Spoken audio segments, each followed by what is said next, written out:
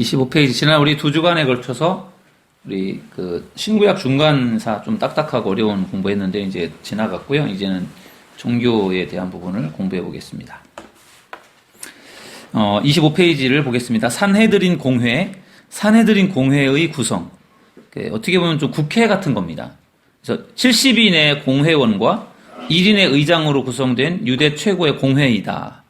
산헤드린이라는 그 공회 이름입니다. 산헤드린 공회의 대의장은 대제사장입니다. 대제사장이 산헤드린 공회의 의장이고, 그리고 공회원의 자격은 결혼한 자로서 30세 이상이어야 했고 덕망이 높고 율법에 정통해야 했다. 이런 사람이 이제 공회원 자격이 있고요. 그러면 산헤드린 공회가 뭘 하느냐? 사법권을 가졌으나 사형에 해당하는 재판을 할 수 없었다. 그래서 예수님을 로마의 법정에 세웠다. 사형을 하고 싶은데, 죽이고 싶은데 산헤드린 공회에서는 사형을 할 수가 없어요. 그래서 로마의 법정에, 로마 황제에게 고소해서 로마 황제가 결국은 이제 재판을 해서 사형을 언도하는 거죠. 유대 율법에 따른 재판권을 행사했고요. 굉장히 그러니까 높은 그런 권력을 가지고 있었던 곳이죠. 산헤드린이라고 하는 곳이. 산헤드린 공회가 등장하는 예를 보면 예수님을 빌라도에게 넘겨주는 결의를 한 곳이 산헤드린 공회였습니다. 여기서는 이제 자기네가 죽일 수 없으니까 빌라도 유대 로마 총독에게 보낸 거죠. 그리고 예수님의 승천하신 후에 제자들이 사역을 펼칠 때에도 산헤드린 공회가 방해를 합니다. 예수님의 사역을 방해하고 있고, 그 다음에 스데반을 죽이려고 재판하는 것도 산헤드린 공회입니다. 이 사람들이 사형을 언도한 게 아니라 이 사람들이 스데반을 재판했고 사람들이 돌로 쳐 죽인 거죠. 그리고 사도 바울도 산헤드린 앞에서 재판을 받았습니다. 산헤드린 공회원의 예를 보면 예수님의 예수님의 시체를 아직 장사한 일이 없는 새 무덤에다가 장세 지냈던 사람이 아리마대 요셉인데, 아리마대 사람 요셉, 이 사람도 산헤드린 공회원이었습니다. 높은 그런 직책을 가지고 있었던 사람이고, 그 다음에 밤중에 주님을 찾아와서 영생에 대해서 토론했던 니고데모, 이 사람도 산헤드린 공회원이었습니다. 그러니까 아리마대 사람 요셉이나 니고데모나 사실은 높은 직책에 있었던 사람들입니다. 그러니까 그런 사람들 중에도 예수님을 믿고 예수님에게 어떤 그런 관심을 갖고 있었던 사람들이 있었습니다. 그다음에 26페이지 보시면요, 이제 서기관입니다.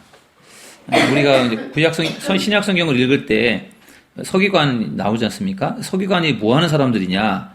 구약 시대의 서기관들은 율법 복사와 보존에 헌신된 사람들이었습니다. 이 사람들은 성경을 필사하는 사람들입니다.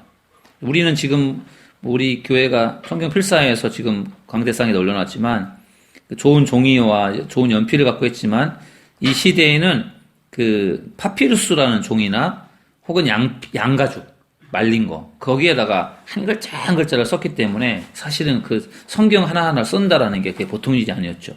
그거를 전문적으로 담당했던 사람들이 이 서기관들입니다. 성경을 기록하고 필사하고 그걸 보존하는 그런 일들을 맡아서 했고요. 신약 시대의 서기관들은 율법의 권위자들이었습니다. 율법에 정통한 사람들이고, 예수님께서는 그들이 외적으로만 의롭다고 책망하시며 그들의 외식을 꾸짖으셨다. 우리가 오늘 읽은 말씀에도 있었습니다. 예수님께서 서기관들에 대한 그런 외식 이런 것들 꾸짖으셨고요. 서기관들의 교훈에 능력이 없었다. 서기관들이 어떻게 보면 좀 형식적인 그러한 종교인들의 모습을 가지고 있었고요. 그 다음에 이제 바리새인들이 나오잖아요. 바리새인. 요한 히르카누스 1세의 제위 기간에 등장합니다. 바리새인들이. 바리새라고 하는 이름은 분리된 자, 구별된 자라는 뜻입니다. 분리된 자, 구별된 자. 그래서 뭔가 조금 더 유별나게 자기네들이 더 뭔가 신앙생활을 잘하는 것처럼 이렇게 좀 뭔가 좀 이렇게 좀 잘난 척하고 좀 자기들이 정말 더 믿음이 좋은 사람들인 것처럼 그렇게 보여지기 위해서 노력했던 사람들이에요. 그게 이제 예수님 보실 때는 외식적인 거로 보였던 거죠. 신약 성경에 한 100번 정도 등장이 되고요. 바리새인들은 율법 연구와 엄격한 율법 준수에 주의를 기울였습니다. 율법을 연구하고 철저하게 율법을 지키려고 하는데 얼마큼 율법을 지키느냐? 4번의 가번을 보시면 율법에 대한 관심은 토라가 율법이잖아요. 모세 오경이죠. 토라 자체만 연구하는 것이 아니라 구전 토라, 즉 적어도 주전 1세기 후반부터 발전되기 시작한 율법 해설집, 장로들의 전통, 유전이라고 말하는데 그것을 수용합니다. 그래서 성경에 나와 있는 율법 말고도 전해 내려오는 어떤 구전 토라를 지키려고 했던 사람들이고요. 그 다음에 예수님은 바리새인들의 의를 추구하는 데 있어서 율법의 외적인 준수만을 생각하고 마음의 정결을 모르는 위선자들이라고 그렇게 비난을 했습니다. 그래서 율법에 나와 있지는 않지만 구전 토라, 전해 내려지는 그런 장로들의 전통, 유전을 보면은 어떤 이야기들이 나오는가 하면요. 식사하기 전에 그들이 손을 씻었습니다. 식사하기 전에 손을 씻었는데 그 이유가 청결하게 음식을 먹기 위한 것이 아니라 기도하기 전에 손을 씻은 겁니다. 식사를 하려면 기도를 해야 되는데 깨끗한 손으로 기도하려는 그 목적이 있던 거죠. 깨끗한 손으로 음식을 먹으려고 한 게 아니라 하나님 앞에 기도를 드릴 때 깨끗한 손으로 기도하기 위해서 손을 씻었다는 거예요. 그만큼 굉장히 좀 뭐라 그럴까요? 좀 고지식하다 그럴까요? 그런 사람들이죠. 그리고 그래서 어떻게 언뜻해서 보면은요, 예수님이 좋아할 만한 장점들도 가지고 있었습니다. 왜냐하면 굉장히 철저하게 법대로 살려고 하는 그러한 모습들을 갖고 있었으니까 율법대로 살려고 애를 썼고요. 심지어 이 바리새인들은요, 양념과 채소에 대한 11조도 드렸습니다.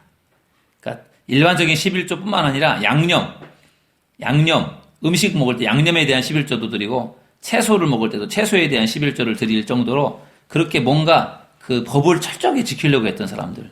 어떻게 보면 좀 고리타분하기도 하고, 그런데 이 사람들은 굉장히 그런 것에 관심이 많았습니다. 자기들이 지키는 건 괜찮은데 남이 안 지킨다고 해서 그것까지 막 가지고 물고 늘어지고 비판하고 그런 것들이 이제 사실은 문제였죠. 율법 조항에 이제 성경에는 안 나왔지만 이 사람들이 율법 조항을 만들어서 더 철저하게 법을 지키려고 애를 썼는데 안식일에 일을 하지 말라고 했잖아요. 그래서 율법 조항에 보면은 여인들은 안식일에 거울을 볼 수 없었다고 되어 있더라고요. 거울을 볼 수 없었답니다. 왜 안식일에 거울을 못 보느냐? 거울을 보다가 흰머리를 보게 되면 그거를 뽑고 싶은 충동이 생기는데 그거를 뽑으면 안식일을 범하는 것이 된다고 생각한 거예요. 그러니까 거울을 아예 보지 않았답니다. 그래서 그 정도로 좀 심각했고요.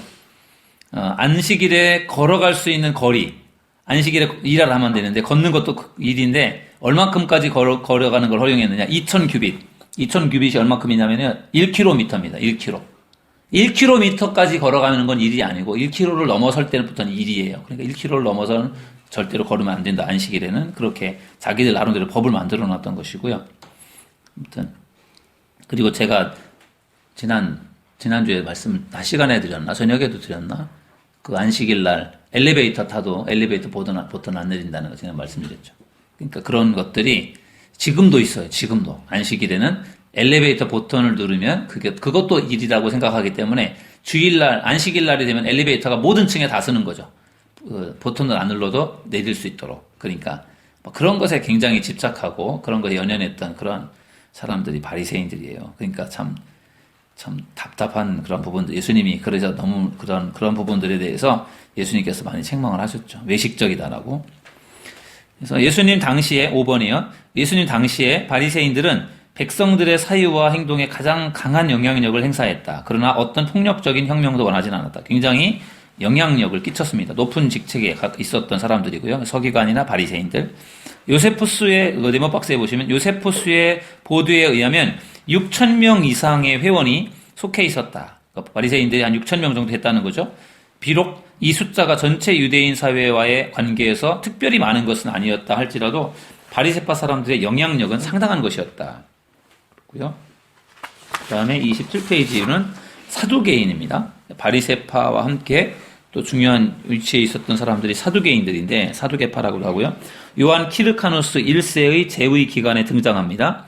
사두개인들은 히르카누스를 지지했고 사두개인들은 하스모니안 가문을 뒷받침하는 의사결정기구였던 산헤드린에 속한 귀족 정치인들이다. 그러니까 사두개인들이 대부분 이 아까 산헤드린 그 공회원들 거기에 속한 정치인들, 귀족 정치인들이라는 거죠. 사두개파는 제사장들과 비제사장들 모두가 포함되어 있었고, 사두개인들은 부활을 부인했습니다. 그러니까 바리새인들은 부활을 인정하는데 이 사두개인들은 부활을 인정하지 않았습니다. 모세 오경만 믿었고요.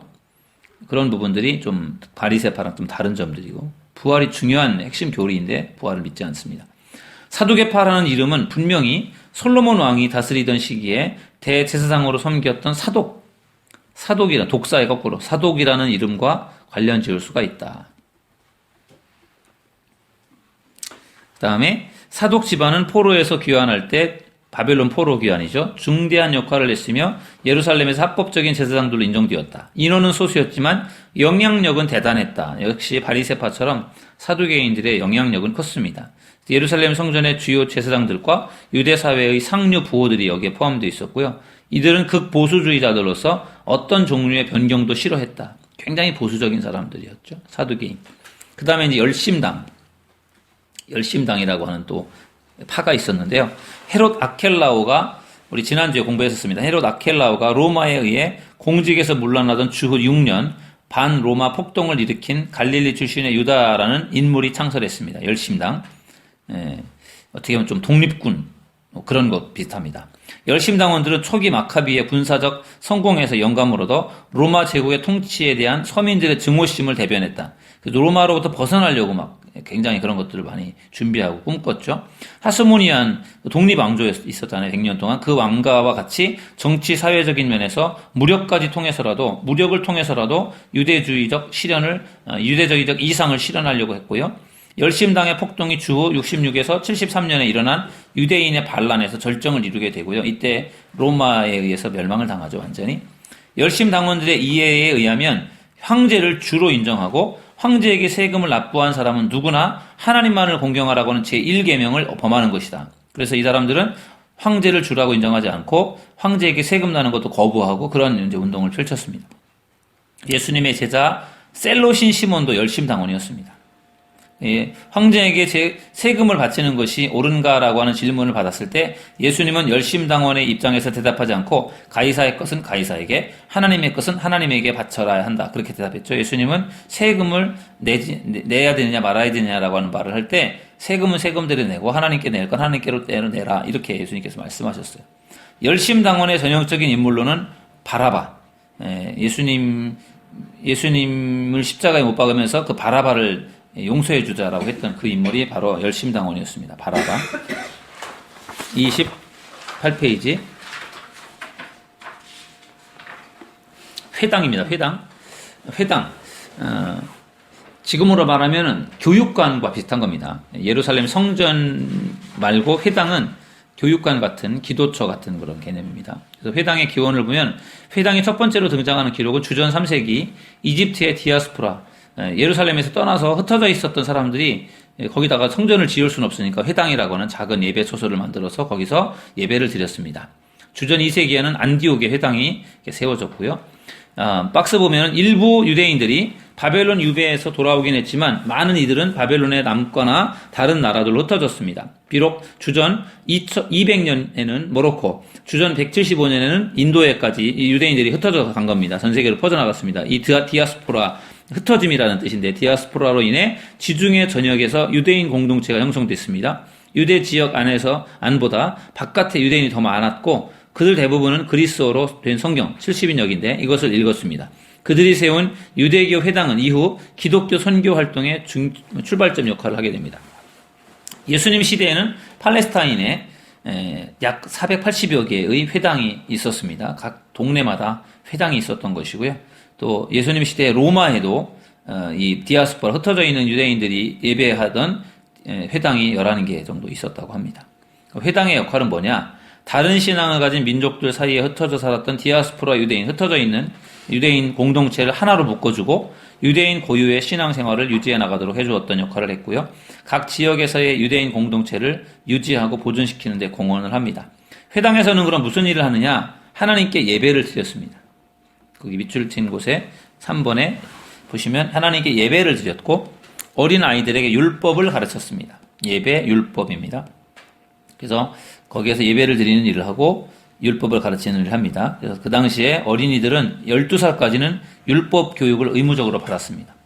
율법, 토라를 배운 거예요. 모세우경을. 그리고 회당의 구조를 보면요, 예루살렘을 향하고 있는 긴 장방형 모양으로 회당이 만들어져 있었고, 입구에는 물이 든 대야가 놓여 있어서 회당에 들어가려는 모든 사람들이 의식적인 정결을 행할 수 있었다. 그러니까 손발을 씻고 회당에 들어가는 거죠. 일종의 정결 의식입니다.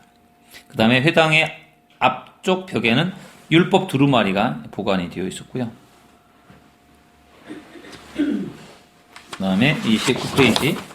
율법 두루마리 앞에는 모세의 자리, 즉 가르치는 사람이 앉아서 가르칠 수 있는 의자가 있었습니다. 옛날에는 성경 자체가 드물었기 때문에 그게 아무나 가지고 있을 수가 없었고, 회당에다 보관해놓고 그 가르치는 사람이 그걸 읽어주는 거죠. 지금처럼 우리가 성경책을 가지고 있는 시대가 아니니까. 중앙에 높은 단이 있었고 그곳에 율법서를 놓고 읽을 수 있었다. 회당의 구성을 보면은 공동체의 명망이 있는 사람들 가운데서 선출된 회당장은 예배를 드리는 책임을 맡았습니다. 그 다음에 회당장은 집회의 과정이 율법에 따라서 수행되고 있는지를 주의하여 감독했고, 회당장은 기도를 인도하고 율법을 낭독하는 직무를 수행해야 할 사람들을 정해서 참석자들을 권고하고 적절한 설교를 하는 그런 역할을 회당장이 했습니다. 그 다음에 30페이지를 보겠습니다. 30페이지. 신약의 질인데, 아까 제가 사진을 통해서 몇 가지 보여드렸는데요. 여기 이제 보시면은요. 자, 보시면요. 여기 아까 제가 설명드렸던 것처럼 여기는 지중해, 퍼런 게 지중해 바다고요. 왼쪽은 다 바다예요. 갈릴리 바다라고 하잖아요. 갈릴리 호수입니다. 갈릴리 호수 이렇게 아까 본 모양 거의 비슷하잖아요. 호수에서 쭉 타고 내려온, 아래쪽으로 쭉 타고 내려온 게 요단강이에요. 이렇게 요단강이 이렇게 길어요. 쭉 내려왔잖아요. 요단강이. 밑에가 사해바다. 이렇게 항상 이스라엘 지도는 이렇게 되어 있습니다. 갈릴리 호수가 있고 밑에 사해바다가 있고 그 중간에가 요단강이고요. 요해가 갈릴리 호수니까 당연히 갈릴리죠. 거의 예수님의 사역의 한 80%, 90%는 예수님이 여기 갈릴리에서 활동한 거죠. 갈릴리 호수 주변에서 예수님이 여기서 사역했습니다. 여기 갈릴리 나사렛에서 예수님 태어나셨고요. 베들레헴 가다 태어나셨지만 실제로 고향은 여기 나사렛, 갈릴리 나사렛이 고향이고요. 여기 사마리아, 그다음 밑에가 유대, 베들레헴, 예루살렘, 여기가 이제 주요 수도가 이쪽에 있는 거죠. 그래서 이러한 모양새를 갖고 있습니다. 그 다음에 31페이지. 31페이지 보시면 4개의 수역 지역인데요. 예수님의 활동의 주요 무대였던 갈릴리 바다라고 했어요. 호수인데 정확하게는 성경의 바다라고 해석이기 때문에 그렇게 쓴 것 같아요. 갈릴리 바다. 갈릴리 지방의 동쪽에 위치하고 있었고요. 그죠? 동쪽이죠. 아까 그림에 본 것처럼. 그 다음에 남북이요 22km, 동서가 14km. 아까 제가 둘레가 50km라고 했잖아요. 그러니까 남북의 길이가 22.5km니까 얼마나 길은 겁니까? 22.5km는 여기서요 서울 영등포까지 갈 겁니다. 이 호수 길이가. 동서가 14km면 숭이동도 더 갈 겁니다. 그러니까 그만큼 넓은 호수죠. 긴네렛이라고도 나와 있고요. 성경에 게네사렛이라고도 나왔습니다. 다 똑같아요. 다 갈릴리를 말합니다. 그래서 갈릴리 바다가 있고요. 요단강, 갈릴리 바다에서 쭉 내려오는 물줄기를 타고 요단강이 형성되어 있죠. 그래서 이스라엘에서 가장 큰 강이 요단강이고요. 북쪽의 레바논산과 헤르몬산에서 바론의 남쪽의 사해까지 쭉 흘러내려가고 있고요. 직선 거리는 217km. 꾸불꾸불한 굴곡으로 인해서 400km나 됩니다. 그러니까 얼마나 길어요? 꼬불꼬불 돼가지고. 세례 요한이 세례를 베풀던 곳이고 예수님도 요단강에서 세례를 받았습니다. 그 다음에 사해바다, 맨 밑에 있는 바다가 사해바다였죠. 이스라엘 영토의 동남쪽 경계를 형성해주는 바다고, 염해, 하도 염분이 많은 바다라고 해서 염해라고도 불리고, 원래는 시딤 골짜기다라고도 그렇게 불렸습니다. 지중해는 이제 왼쪽, 아까 지도에 봤던 왼쪽 바다가 되겠죠.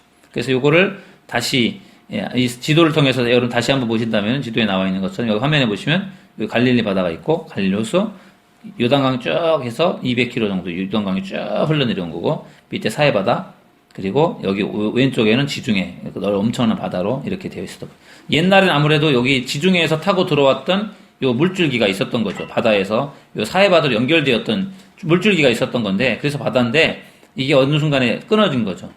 뭐 지각 변동에 의해서든지. 그래서 이게 사해바다가 딱 갇혀버린 죽은 바다가 돼버린 거예요. 아무것도 살 수 없는. 그래서 이렇게 되어 있고요. 그런데 그 사해바다에 있는 그 뭐랄까요, 개펄? 그게 뭐 그렇게 좋대잖아요. 거기에 뭐 미네랄도 있고요. 뭐 좋은 성분들이 많아서 그 머드팩이 유명해요. 사해바다에서 가져온 머드팩. 그거를 팩하고 그러거든요. 그게 좋다고 하더라고요. 거기 성주순례 가면 그런 거 팝니다. 팩을.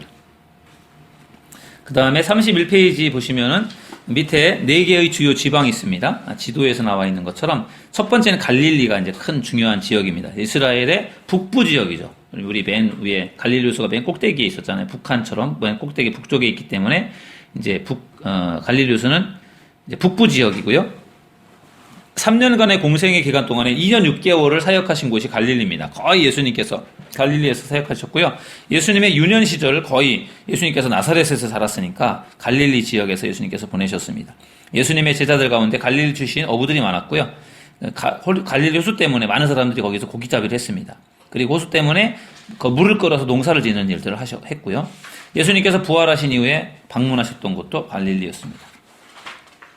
32페이지. 사마리아죠, 사마리아.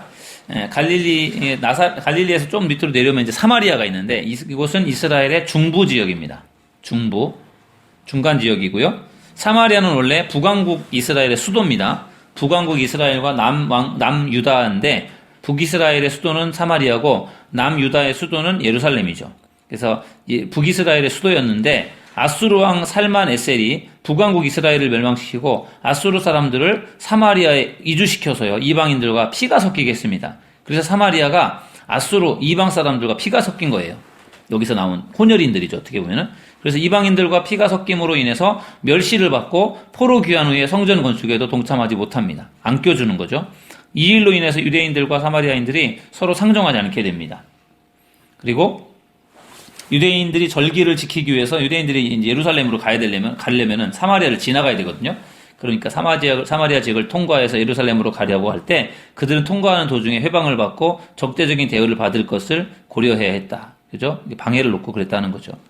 예수님께서 선한 사마리아인 비유를 말씀하실 때 그 사람들이 바로 사마리아 사람들이었고요. 문둥병에서 고침을 받은 후에 하나님께 영광을 돌렸던 사람도 유대인이 아니라 사마리아 사람이었다라고 기록하고 있고요. 유대인들은 사마리아 사람들을 이방인으로 여겼습니다. 이방인. 이방인이 아닌데 이방인과 피가 섞였다고 해서 사마리아 사람들을 굉장히 무시했습니다. 사마리아인이란 미친 사람으로 간주되는 사람에게나 붙여지는 모욕적인 말로 사용됐고, 초기 기독교 공동체는 처음에는 머뭇거렸으나 곧 유대인과 사마리아인 사이에 생겨난 분열을 극복했으며 복음을 사마리아에도 전합니다. 초기 초대교회는 사마리아 사람들도 품습니다. 거기에도 복음을 전해요. 예수님도 사마리아 여인에게 복음을 전했잖아요. 스데반이 순교한 이후에 사마리아에도 복음이 전해졌다. 사마리아가 그런 곳이고요. 그 다음에 이제 맨 밑으로 내려오면 유대가 있습니다. 유대, 갈릴리, 사마리아와 함께 로마에 의해서 분할된 이스라엘의 3개 도 중에 하나였고, 예수님이 태어나셨을 때는 유다 땅에 헤롯 대왕이 다 통치했습니다. 그런데 헤롯 대왕이 얼마 후에 죽었고요. 그리고 나서 그 지역을 본디오 빌라도라고 하는 로마 총독이죠. 로마에서 직접 관할하는 총독이 와서 그 유대 지역을 다스렸습니다. 그래서 그 사람이 이제 결국은 예수님을 사형 선고하는 사람이 된 거죠. 베레아라고 하는 곳은 요단강과 사해 동편에 있는 지역이고, 예수님께서 후기 유대 사역을 감당하실 때 베레아로 물러나신 적이 있었습니다. 그 다음에 33페이지 하나만 더 보겠습니다. 33페이지 이제 주요 도시인데 좀 중복되기도 하는데요. 주요 도시는 가버나움이고요. 갈릴리의 가버나움. 아까 베드로 장모가 있었던 그 집이 있었던 거기가 가버나움입니다. 그래서 예수님의 갈릴리 사역의 본부 역할을 이제 했던 지역이, 예수님 베드로의 장모가 살고 있었던 그곳이 거의 예수님 사역의 본부 역할을 했고요. 가버나움에는 작은 국경 정류장과 세관들이 있었습니다. 그리고 나사렛은 예수님 유년 시절을 보냈던 예수님의 고향이고요. 벳세다는 예수님께서 오병이어의 기적을 일으키셨던 곳이 벳세다입니다. 그래서 벳세다에 가면은요, 오병이어 교회가 있어요. 오병이어의 기적을 기념하기 위해서 오병이어 교회를 만들어 놨습니다. 그래서 거기 보리떡 2마리에 물고기 2마리, 보리떡 5개 이렇게 해서 형상화해 놓고 그런 것들이 흔적이 있습니다. 그래서 유대 땅에 가면요, 기념 교회들이 많이 있어요. 주기도문 교회, 또 베드로 교회, 또 팔복 교회, 또 오병이어 교회, 이런 어떤 중요한 어떤 사건들을 가지고 기념 교회를 만들어 놨습니다. 갈릴리에 그런 것들이 많고요. 사마리아에는 수가라고 하는 곳이 있죠. 예수님께서 우물가에서 여인을 전도했던 곳이 수가고요. 그다음 유대에는 이제 유대가 수도 지역인데 베들레헴이 있죠. 베들레헴. 예루살렘에서 남쪽 8km 떨어진 도시고 예수님이 베들레헴에서 나셨죠. 원래 고향은 나사렛인데 호적하러 베들레헴에 갔다가 거기서 애들을 갑자기 낳잖아요. 그래서 선지자 미가의 예언대로 메시아이신 예수님이 태어나신 곳이 바로 베들레헴이었고요. 그다음 예루살렘은 이스라엘 수도고요. 예수님이 나중에 예루살렘 입성하셔서 거기서 십자가에 달리십니다. 예루살렘 수도고요. 여리고는 예수님께서 삭개오를 만났던 곳이죠. 그래서 선한 사마리아인의 비유에도 나오는 그런 여리고로 내려가다가 그 강도 만난 사람이 이제 거기서 어려움을 당하게 되고 그게 여리고고요. 그다음 베다니 예루살렘 남동쪽 약 3km 지점에 있는 마을이었고요. 마르다 마리아 나사로가 살고 있었습니다. 베다니에 예수님이 이 사람들하고 친분이 있어서 굉장히 가깝게 지냈습니다. 감람원이라고 하는 산 부근에 있었고 예수님께서 승천하신 곳도 바로 이 베다니입니다. 그래서 그게 다 유대 지역에 있습니다. 이게 주요 도시들입니다. 그래서 오늘 우리가 공부할 이제 신약 성경의 전체의 개론, 신구약 중간기에 대한 부분을 공부했고요. 다음 주에는 이제 복음서 서론으로 해서 본격적으로 마태, 마가, 누가, 요한복음에 대한 공부를 이제 할 것입니다. 오늘은 여기까지 공부하겠습니다.